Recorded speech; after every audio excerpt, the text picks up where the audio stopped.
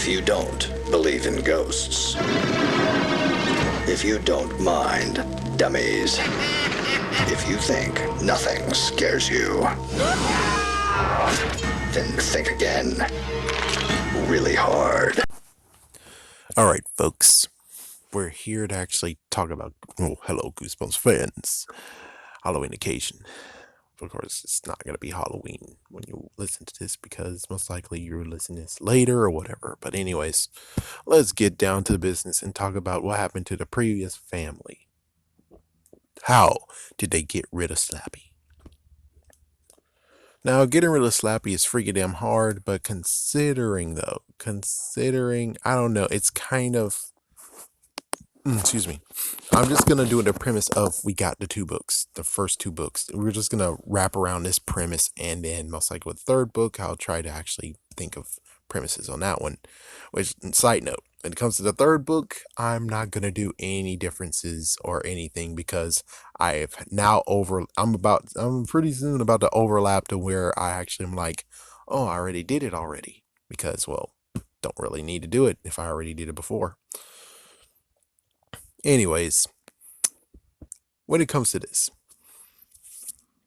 we have the first thing of this is the first time where we have two. The third one actually does a little bit of issue, and I guess this is actually a good shout out to one person who actually wants me to talk about the words and the stuff, but I'm going to do it like this instead of actually truly going deep and reading and stuff.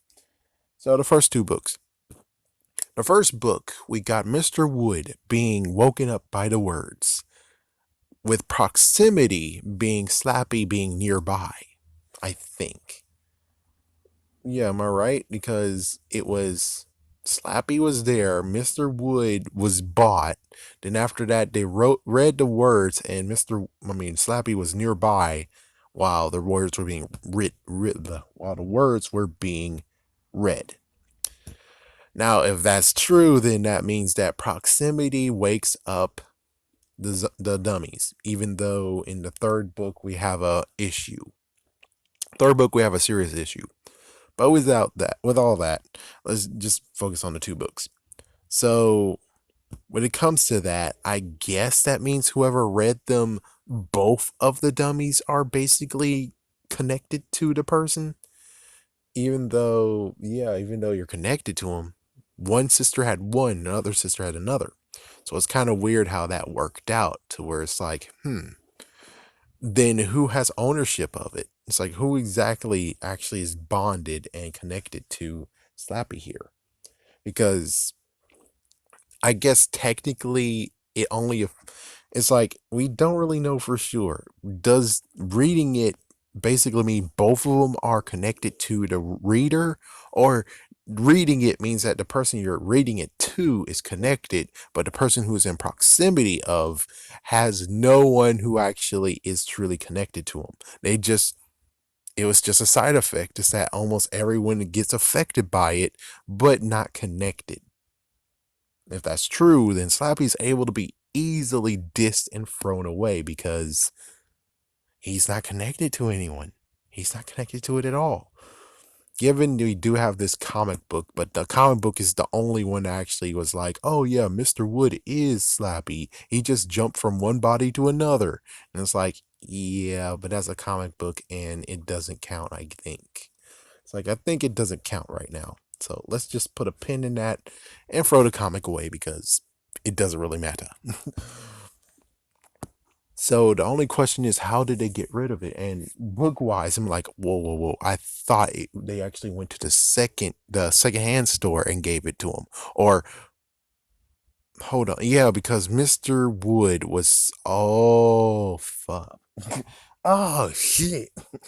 Okay, hold on. So Mr. Wood was bought. Slappy was already bought. So where did they get Slappy from?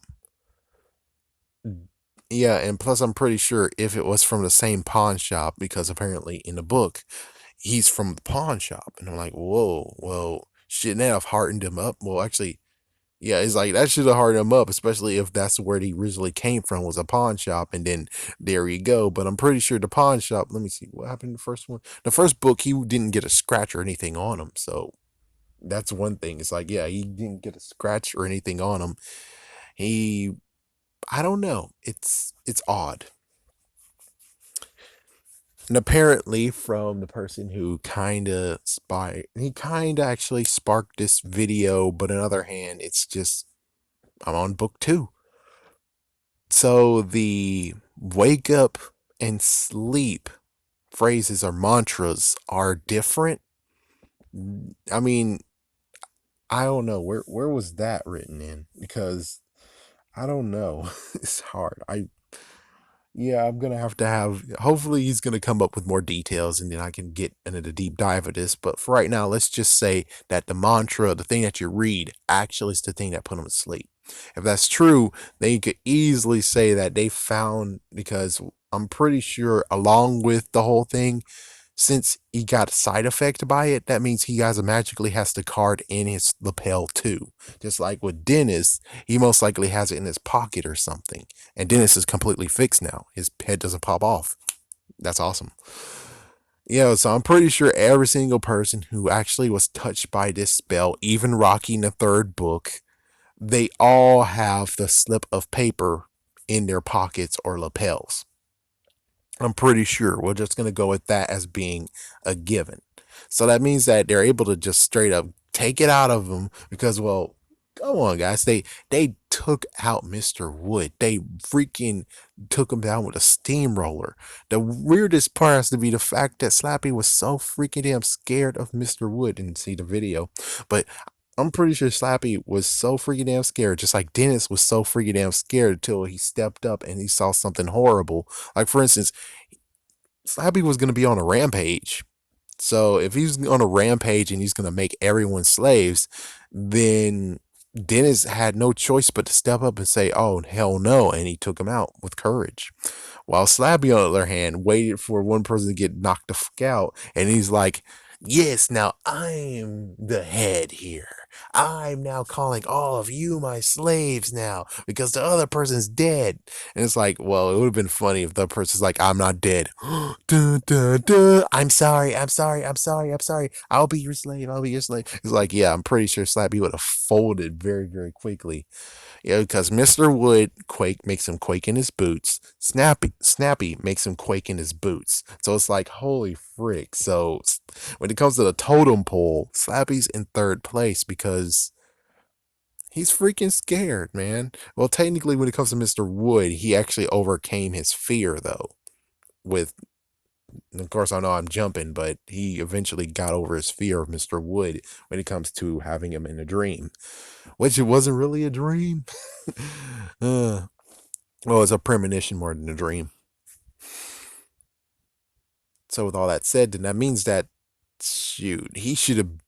It's like Slappy should be freaking damn scared too. Steamroller's still outside. They can still roll over your ass too, man. It's like he should have been like, "Oh, frick, gotta go." No, not you're my slave. He's gone, slave. It's like gotta go. He should have just been like, gotta go, because dude, Mr. Wood just got killed. You can get killed the same way too. It's not like that steamroller's not outside still. So it's like, yeah. So we have two scenarios here. Scenario one, they put him to sleep, and as soon as they put him to sleep, they threw him to a pawn shop and got like what, $5 from him. Number two, they threaten Slappy, and Slappy's like, oh, hell no. I'm not going to die by a steamroller. It's like, I'll do whatever you want. I'll do whatever you want. And Slappy, and they basically just said, okay, tell us how to put you to sleep. Okay, you do this. It's like, okay. And so basically, it just equals to the point of where they threatened him, and it's like, yeah, you want to go down with freaking Mr. Wood over there? The steamroller's still outside the freaking house. We can steamroll you. Actually, no, sorry, they didn't. They didn't operate the steamroller. Steamroller actually went by itself. Oh, damn it. Yeah, but it's not like, oh, the steamroller's too fast. It's too fast to catch up to. It's like, no, they could actually grab Slappy. They both grab Slappy and run for it. And as soon as they see the steamroller, they just throw him there too. And it's like, no, wait, no, ah. It's like, yeah. So it's like the steamroller, even though it's a little bit far away, they can easily run and grab Slappy and throw him under there too. It's like even Lily D can tell you, yeah. He's like, yeah, about that, Slappy. Yeah, about that. So I'm pretty sure that in the end, because Slappy just got his footing for the first time. This is his footing. This is not his first outing. It is just his footing of where it's like, okay, since I'm my own man now, I can do whatever I want because the other guy, oh good lord. So it's like, so yeah, Slappy's a freaking coward. Come on. We're just gonna go with that. Slappy's a freaking coward. He got threatened, or just the fact that they were able to overpower him because they already took out one. You're telling me that they're going to be scared and not take out the other one? No, freak. No, no, no. They took him out. They took him out and then threw him in the pawn shop, and that's how we got to the second book. I'm pretty sure that's how it ended up. Of course, the one that I have that's still kind of lost, but I can get it someday. It's like someday if I can actually get a good freaking damn laptop, which I still got. Anyways, besides my personal stuff, it's like I was kind of thinking of maybe he could actually have made an army full of zombie slaves that he's able to actually just control all of them. Like he controlled one family and he says, okay, well, I'm controlling one family. And when you hear my call, you'll come to me. So he's going to make an army of freaking slaves. So he goes house to house trying to make sure he's able to get more and more and more. But he's only able to ever do the first family. It's like, damn, man, your freaking mission sucks, Slappy. Your mission sucks. But that's it. I'm just gonna end it right there. If you think you know how exactly did Slappy go from book 1 to book 2, go ahead and put your theories down below too. Have a scary day. Have a scary night.